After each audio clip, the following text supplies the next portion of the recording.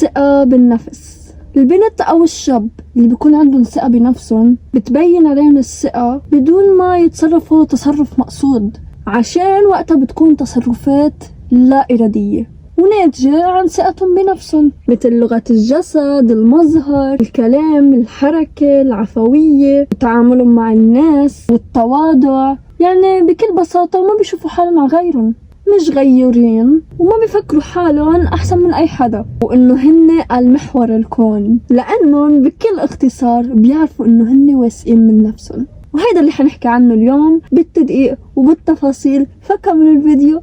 هاي يا أمامير، اليوم الفيديو خطير جدا. شو رأيكم بهيدي الفيديوهات؟ كمل فيها ولا لا؟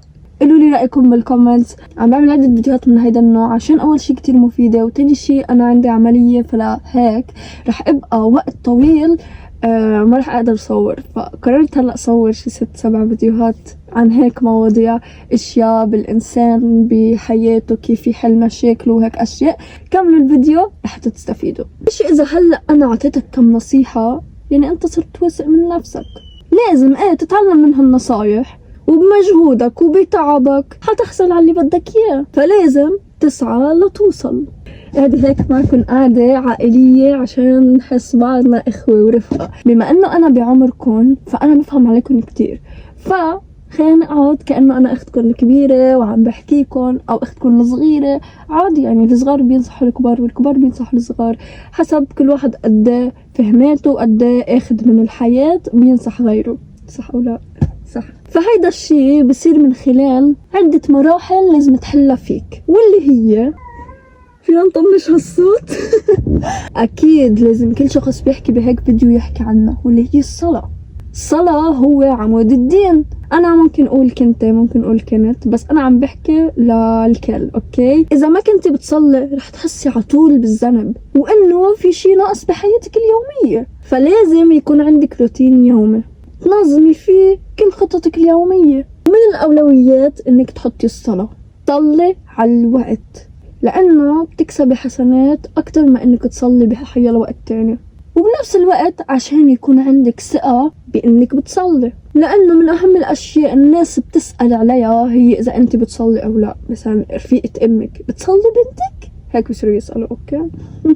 وطبعا ما فيك تكذبي بهالشي، بس إنه بالنهاية هيدا الشي بينك وبين ربك، وإن أنت حرة تجاوبي حرة لا. بس إذا كنتي بتصلي بوقتها ربك حيكون معك بطريقك بالحياة، بحبك، بيوصلك للي بتتمنيه وبس. يعني في أحسن من هيك وأجمل من هيك وأحلى من هيك؟ طبعا لا. إذا بتلاحظوا بلشت تشتي، بس تقولي أنا حأفشل فأنت حتفشلي، وإذا قلتي أنا حأنجح وبكل ثقة فأنت حتنجحي، وأكيد بمساعدة رب العالمين حتنجحي. لما تفشلي ما لازم تستسلمي، لأنه عندك ثقة بنفسك إنه بالآخر أنت حتنجحي بسبب الاستمرارية، بسبب الصلاة. من بعد ما قدمتي كل شيء وكل طاقتك لهيدا الشيء فأنت كمان حتنجحي. لازم ما تستسلموا وتقدروا وجودكم بهالحياة، ولازم يكون هدفكم إنه يكون لكم وجود بالمجتمع. وبس تقدم المنفعة لغيرك أكيد حتحس إنه أنت إلك قيمة، إلك منفعة، فبوقتها حتزيد ثقتك بنفسك وحتفهم مين أنت وليش عايش، شو بدك. كل إنسان في سلبيات وإيجابيات، وبس تعرفهم بحالك وتحاول تخفف من سلبياتك رح بتكون ساهمت بزيادة ثقتك بنفسك. هيدا الشي ما بيصير بيوم واحد، بده وقت طويل، ويمكن يومين، يمكن شهر، يمكن سنة، ما حدا بيعرف، انت بس اللي بتعرف. ورح تتعب كتير لتوصل للشيء، بس إذا أنت سهلت الموضوع عليك رح توصل بسرعة وبسهولة. لازم تحب حالك، نفسيتك وجسمك وشكلك وأفكارك وتصرفاتك. مثل أختي بتول بس توقف قدام المراية تصير تتغزل بحالها، قد ما عندها ثقة بنفسها إنه هي حلوة وهي عم تقدم لحالها شي كتير منيح، فهي بتحب حالها وبتغيظ حالها. وهذا الشي بيودينا لأنه الشكل كمان بيزيد الثقة بالنفس. مظهرك كل ما كان أحسن رح تقرب الناس منك، وهذا الشي فعلا واقعي بحياتنا. الناس بالنهاية كنظرة أولى عشو بتطلع، مش على شكلك، تيابك، نظافتك. فلما تكون ريحتك حلوة تيابك مرتبة ونضيف على حالك، رح تقرب الناس منك أكيد. اللي أنا أكيد منه إنه اوعك تفكر بإنه تيابك لازم تكون براندات. البس انت عذوقك، ستايلك، شو بتحب، بشو بترتاح هيك. شو بدك بإنه لا لازم نجيب شي غالي أو على الموضة؟ أكيد لا. يعني من أهم الأشياء إذا أنت بدك تقوي الثقة بنفسك لازم يكون محيطك واسع من نفسه. كيف؟ محيطك ممكن يساعدك إنه أنت بتشوف العالم اللي حواليك كلها واسعة من نفسها، فأنت بدك تصير مثلهم لحتى تقدر تتأقلم معهم. وإذا ما كان هالشي موجود فالشي حيكون شوي صعب عليك. بوقتها لازم يكون عندك أقل شي محفز. ممكن تتحدى أنت وشخص مين بيثق بحاله أسرع من التاني مثلا، هيك فيك تعمل. لازم تطلعوا برات البيت، تكتشفوا العالم، تحكوا مع العالم، او مش ضروري تحكوا مع العالم، تكزدروا لحالكم، تقدروا تعتمدوا على حالكم بانه انا فيني اطلع برات البيت لحالي. طبعا ما عم قلك يكون عمرك 12 سنة وتطلع من البيت لحالك، انا عم قول اللي 18 سنة 20 سنة هيك اشياء يعني. فانت اسأل اهلك، ماما بتخليني اصير اطلع لحالي مثلا نقول لهون او لهون؟ طبعا ما فيكم تبعدوا عن البيت يعني بعدكم صغار، بس اللي بيصير عمره 20 سنة بيطلع عادي من البيت يعني، واللي بيصير عمره 18 اصلا بيكون صار يعرف يسوق، صح او لا؟ وحسب اهلك هني شو فاتحين لك مجالات.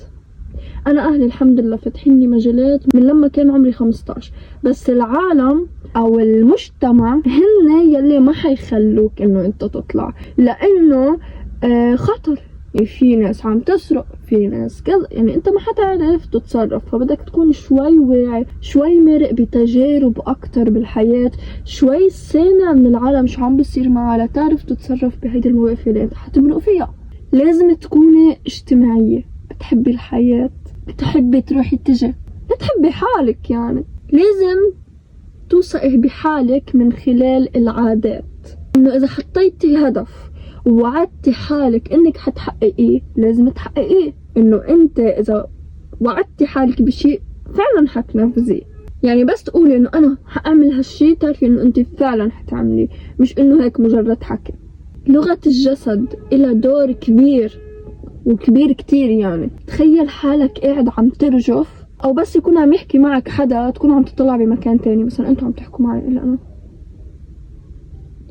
ايه انه شو هيدا، انه شو الحكي له دور كبير كمان. انك تناقش تحكي هيدي بتجي من انه تكون انت اجتماعي، فبتكون عندك طلاقة بالحكي. الثقافة والتربية الصحيحة رح تولد لحالها القدرة على الكلام الصحيح، والكلام بطلاقة.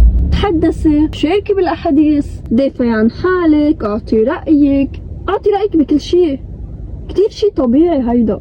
إذا شيء ما عجبك اعطي رأيك، دافعي عن هالمعلومة، دافعي عن هالشخص. إذا حدا هاجمك ردي بكل هدوء، ما تترددي ولا لحظة إنك تدافعي عن حالك.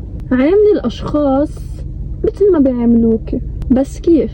كل شيء له حدود يعني. بس انت عامليهن بشو بتقلك اخلاقك وتربيتك وثقافتك واحترامك.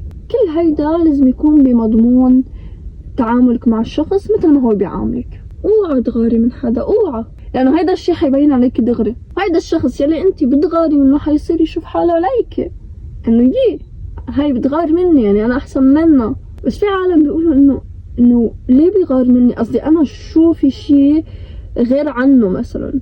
في اشخاص هيك، في اشخاص هيك. الغيرة اكبر عامل بهز ثقتك بنفسك، انه انت ما عندك شيء، انه كل شيء عند حدا تاني انت بدك اياه، كأنه انت ناقصك كل شيء، والناس كلها عايشة احسن منك. ما تطلع على غيرك، شوفي انت شو عندك واشتغلي بتطوير حالك، اشتغلي بتطوير حالك باللي عندك هو. شوفوا هاي مثلا لما اكون انا رايحة على المدرسة، هلا انا بمدرسة جديدة، بس انا هلا ما بروح المدرسة عشان عندي عملية، بس انه لما كنت روح المدرسة بيجي نهار ما تكون معي اختي بتول. هلا اول ما بلشت مدرسة ما كانت تكون معي، قال احمل كتاب عشان ما يفكروني التلاميذ قاعدة لحالي، قال انا انه بعالم لحالي ووحيدة، هيك فكر. ما فكر انه انا ما عم بعمل شي غلط، انا قاعدة بس عم بتأمل، عم بتفرج على العالم، ما قاعدة عم بعمل شي غلط يعني. فانا ما كنت فكر بانه فلو تطلعوا ما بيهمني، ما كنت فكر بهذا الشي. كل واحد همه بحاله، ما حدا مهتم يراقبني، بس انا كنت ارسم تخيلات انه كل الناس تخيلوا محققين بحياتي، التلاميذ هدول عم يطلعوا علي عم بيحققوا، هاي شو عم تعمل، هاي يا عمي ما حدا مهتم لك، كل واحد مهتم بحاله، عادي لحالكم تقعدوا. طب انا قاعدة عم فكر بالمستقبل، ما حدا خصه، انت اهم من اي شخص. اذا ما عملتي هيك ما حتعيشي. انت تخيلي حالك انه انت فعلا واثقة من حالك، والشي حيزبط معك تدريجيا، نقولي ايه انا واثقة من حالي، هيدا الشي رح بيصير، لانه هيدا مثل بيقولوا له قانون الجذب، انه انت بتجذبي الثقة. مثلا هلا اللي عندك تصير تقولي انه انا فعلا واثقة من حالي، فالثقة حتيجي لعندك. اذا اتبعتوا كل هاي الاشياء حتصيروا واثقين من حالكم، عندكم ثقة كتير كبيرة. انتو منكم كل شي بهاي الدنيا، انتو انسان موجود عم بيساهم بتكاثر البشرية، وفي كتير ناس مجرد أعداد. فأنا بدي إياكم أنتوا تصيروا مش مجرد أعداد، تصيروا شيء بالمجتمع.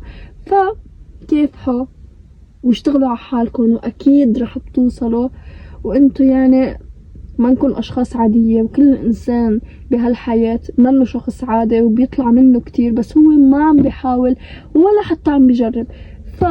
بدي منكم تحاولوا تشتغلوا على حالكم، توثقوا من حالكم أكتر إنه أنتوا بتقدروا تعملوا كل شيء، وأكيد كل اللي بتتمنوه رح بيتحقق طبعا بقدرة ربنا. love you، see you فيديو جديد. إذا حبيتوا هيك فيديوهات خبروني بالكومنت، وأنا حأعمل أكتر وأكتر. باي.